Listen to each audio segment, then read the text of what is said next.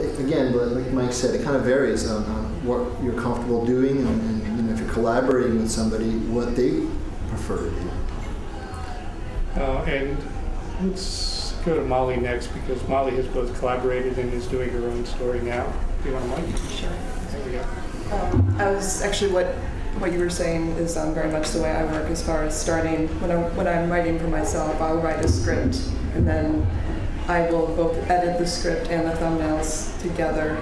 But you want to have all that hammered out before you actually commit to ink, which is what I use. But when I'm collaborating, sometimes the writer will have a very clear idea of what they want on each page, how many pages they want the story to be. Other ones will just say, here's a script, illustrate it. And that gives you more freedom, and you just kind of do it your regular way. So that's been my experience. Okay, and Carolyn, you do both too, and your collaborators here, sort of in the audience. Well, when I work on Curls, which is my comic strip, I try to keep that solely with me and solely in my world, just so I can officially have a comic that I work on. And basically I'll come up with a gag, or I'll find something stimulating that happens in like the real environment in real life, and I will write a little script about it, or I'll jot down a little note about it, and then I'll go in and make a thumbnail, very small, with my panel work. And then I will go in and make it a larger size to finalize that. And then when I work with a collaborator, and I work with Joe Carabeo, who's in the audience today, and he's a filmmaker in his day job as well, and also like that's his aspiration as a filmmaker. So when we first started writing scripts, basically the way he would write it is he would write it from a film perspective, and that can get very detailed the way Joe writes. So over time we started to simplify things, so now it's like panel by panel is broken down, and it's less of like a story. So that is very helpful, and it's just our method of writing. And also the way he writes, it's like a collaboration fully with me, because I'm more the art side of things. So basically, I can even suggest to him and be like, hey, wouldn't it be great if this character did this? And like that's me dabbling in a little bit on the writing side. But then also on his end, I'm open to hearing what he has to say. Like he could be like, hey, maybe this character should be wearing an outfit that looks like this. Well, he's dabbling in the art side, but that still affects the story. So we both kind of, overlap a little bit, but we at the same time are acknowledging our different sides of art and story. So I really enjoy being able to have a hand in the story, and I'm sure he enjoys being able to have a little bit of hand in the art and having to say what something would look like. So it's really fun to work in that collaboration, in that team. So for the about half the audience that I don't recognize, traditionally comic books are an industrial process, and what you have is one person who writes a script, hands it off to the artist, who then draws it in pencil. And then it goes to somebody called an inker who fills in the lines with black ink, and then it goes off to a colorist who decides what colors it should be. That whole thing nowadays, all of that may be done electronically. It's scanned in and then turned into a printed product. Comic strips tend to be more along the lines of a product of one person, both writing and drawing, but not always. In editorial cartoons, we're almost always one person's work. So we're going to move on then. If that actually, do any of you guys use computers beyond scanning your work? Okay. I primarily use it just for coloring. I still like, these days there's a lot of creators that actually do all the illustrations on the computer using tablets, illustration tablets, and they can do that. And actually, I prefer to draw on paper still. I like that kind of tactile feel to it. And it's just, it's one of those things when at the end of the process, when you're done, you have something you can hold on to, and versus if it's on the computer, it exists, but not in the real world. For my nightly blog, Sketch Before Sleep, it's not really considered, I don't consider it to be a comic necessarily, because there's no narrative, there's nothing sequential usually in it.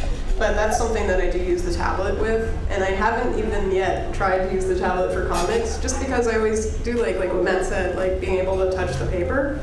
But maybe that's something I'll be open to in the future. But right now, I also want to work digitally to be able to do some freelance illustration projects. So I kind of work hand in hand with it. But when it comes down to the basic drawing, I do like the paper and pen.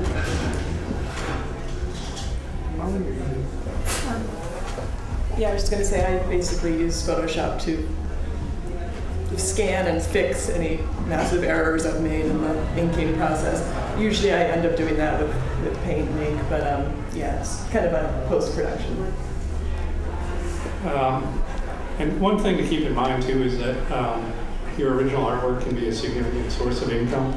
Like Matt Worker, who draws for Politico, I think he sells his artwork starting at $400. Richard Thompson, who does Cul-de-sac, is up around $700 a strip now. So, you know, if people want to buy your stuff, when you can actually sell something on paper, you can make a lot more money than trying to pass off through electronics. So, for what that's worth. The next question is, are some graphic novels more literary than others? I.e., are there language beyond the basics required to tell a story? And I'll be snarky and say, of course, and then say, who wants this one? Anybody? Sure. Of course. But there are, you know, there's a whole range of types of comics. And Mike mentioned before there are actually adaptations of Shakespeare, you know, that they use in schools and things like that. And some people are very kind of wordy in the way they do comics, you know. But I think the best comic book graphic illustrators are the ones that have that perfect marriage of being able to have the picture convey what you're trying to say. I forgot where I heard this, but I think it's a rule of thumb. You know, I think you can say you're a good storyteller, a good cartoonist, comic book illustrator if you can tell almost the entire story without words. If you can draw what's happening, use different angles, and the words just kind of fill in the cracks and kind of refine the edges of the story. And there are a lot of people that kind of use that. You talk about literary again. I'll go back to Joe Sacco, who's actually a journalist who uses the comic medium to tell his story. And he'll go to Palestine. And he'll write a complete graphic novel about his interviews with the people there. He'll go to Serbia and he'll write a graphic novel about that. And those are just some, you know, it's riveting material.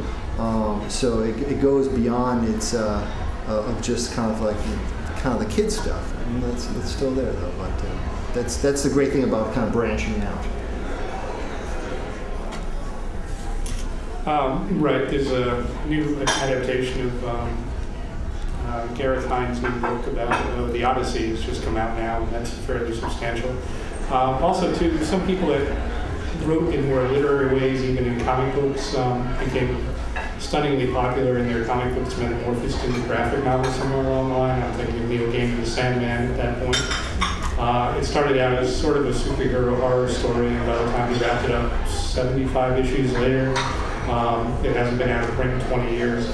Watchmen, which most of you probably know the movie, if not the comic book, was the same thing. It was a 12-issue comic book. And that one DC has never let go out of print because when they do the rights revert down more, and they're making quite a bit of money on that still. So there's certainly more literary works if you want to go looking for them. And I just picked out a couple out of the comic book world, but most of the stuff we mentioned earlier, where people sat down and planned on doing a graphic novel from the very beginning, can be very tough to read. Like Chris Ware takes a lot of time to work through his particular, how would you describe Chris Ware? Anybody want to take a shot at describing Chris Ware? He's a New Yorker coverist now, but he tends to write graphic novels about very depressed people. And his current one is called Linked. It just came out in hardcover 2 weeks ago. And basically each page is a year in a man's life, and it's not a good life. And he uses very few words. He uses very few words, yeah. I mean, but kind of, he's not the way he does his illustrations and the way he does his panels. Panels are kind of like the shapes of those boxes. People think of boxes in comics as panels, but you can use circles and all sorts of different shapes, and he really kind of stretches his canvas in terms of how he illustrates, and he's such a perfectionist. If you look at the work, it almost looks like it's done by a computer. Yeah. but it's painstakingly done by hand. Right. And you kind of have to follow the action around the page, which may have, sometimes he's studying the word. It may have 40 or 50 word bubbles on one page. The next question was about collaboration, but I think we went into that fairly well. So let's go on to why did you pursue this genre of work? And we'll let Molly, who hasn't gone first yet, tell us why she wants to be a cartoonist. Why I want to be a cartoonist? Well, I actually got into comics pretty early because I always wanted to be an illustrator. I really wanted to be a children's book illustrator when I was still a child. So that was always my dream. But once I started actually getting a little bit of illustration work, it was just really, I either didn't have the ability or the knowledge to kind of break into, the illustration scene. So I started doing comics to give myself something to illustrate. So, writing my own stuff, adapting stories I had read, giving me something to draw, and I just kind of got hooked on it. It's just the perfect way to do that, I think. Whoever wants next. Okay, Carolyn, go. Well, growing up, I'm still growing up, but I really liked Bugs Bunny and characters. So I guess I came in it from an animation perspective. Growing up watching all those tunes on Saturday morning. And so I knew I always loved all these cartoons, and even when I was younger, I started drawing characters and like some panel work. I still have some old pencil drawings that I've done that are like that. And I guess in college, I finally realized, like, oh, hey, the school newspaper is looking for a cartoonist. Why don't I actually try and do this? So I submitted, I think it was 4 strips or 6 strips, I can't remember, but it was, a handful of strips, and they liked them. So it took off from there, and then I had twice a week in the school newspaper. So that was pretty nice, and I always enjoyed, like, being able to open up the paper and be like, oh, hey, I made this week, and I had a deadline and everything. So it was nice to be able to look forward to that. And creating that cast and creating that world and all the characters. So to me, like, that's what was exciting about comics, was the characters. And then you can build on top of that, like their environment, what they say, what their personality is like. So you're creating a world, and I really like the world building aspect of comics. Well, actually, the way I got into reading comics was both my parents are Polish immigrants, and up to about first